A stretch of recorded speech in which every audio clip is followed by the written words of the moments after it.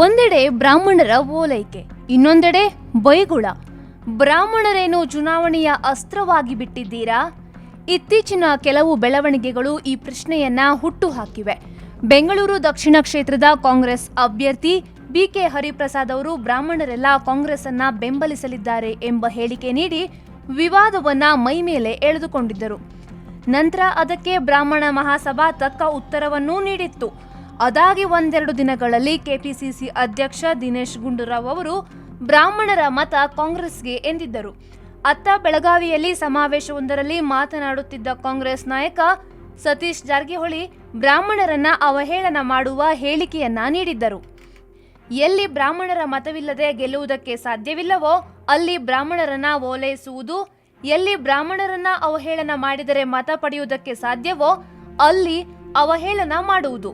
ಒಂದೇ ಪಕ್ಷದ ವರಿಷ್ಠರು ಹೀಗೆ ಒಂದು ನಿರ್ದಿಷ್ಟ ಸಮುದಾಯವನ್ನ ಗುರಿಯಾಗಿಸಿ ತಮ್ಮ ರಾಜಕೀಯ ಹಿತಾಸಕ್ತಿಗಾಗಿ ವೈರುಧ್ಯದ ಹೇಳಿಕೆ ನೀಡೋದು ಎಷ್ಟು ಸರಿ? ಬನಶಂಕರಿ 2ನೇ ಹಂತದ ಬನಗಿರಿ ವರಸಿದ್ಧಿ ವಿನಾಯಕ ದೇವಾಲಯದಲ್ಲಿ ಕಾಂಗ್ರೆಸ್ ಅಭ್ಯರ್ಥಿ ಬಿಕೆ ಹರಿಪ್ರಸಾದ್ ನೇತೃತ್ವದಲ್ಲಿ ಸಭೆಯೊಂದನ್ನ ನಡೆಸಲಾಗಿತ್ತು. ಈ ಸಭೆಗೆ ಕೆಲವು ಬ್ರಾಹ್ಮಣರನ್ನ ಆಮಂತ್ರಿಸಲಾಗಿತ್ತು. ನಂತರ ಆ ಎಲ್ಲಾ ಬ್ರಾಹ್ಮಣರು ಕಾಂಗ್ರೆಸ್ಗೆ ಬೆಂಬಲ ನೀಡುತ್ತಾರೆ ಎಂದು ವರದಿಯಾಗುವಂತೆ ಮಾಡಲಾಗಿತ್ತು.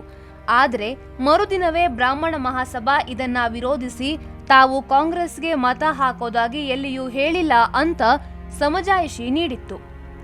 ಈ ಬಾರಿಯ ಲೋಕಸಭಾ ಚುನಾವಣೆಯಲ್ಲಿ ರಾಜ್ಯದಲ್ಲಿ 80% ಬ್ರಾಹ್ಮಣರ ಮತಗಳು ಕಾಂಗ್ರೆಸ್ ಜೆಡಿಎಸ್ ಮೈತ್ರಿ ಪಕ್ಷದ ಅಭ್ಯರ್ಥಿಗಳಿಗೆ ಸಿಗಲಿದೆ ಎಂದು ಕೆಪಿಸಿಸಿ ಅಧ್ಯಕ್ಷ ದಿನೇಶ್ ಗುಂಡೂರಾವ್ ಹೇಳಿದ್ದರು.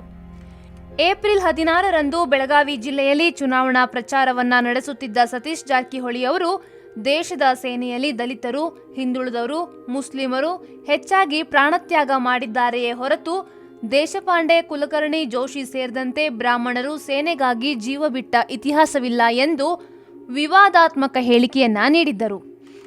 ಈ ಎಲ್ಲಾ ಹೇಳಿಕೆಗಳಿಗೂ ಬ್ರಾಹ್ಮಣ ಮಹಾಸಭಾ ತಕ್ಕ ಉತ್ತರವನ್ನ ನೀಡಿದೆ.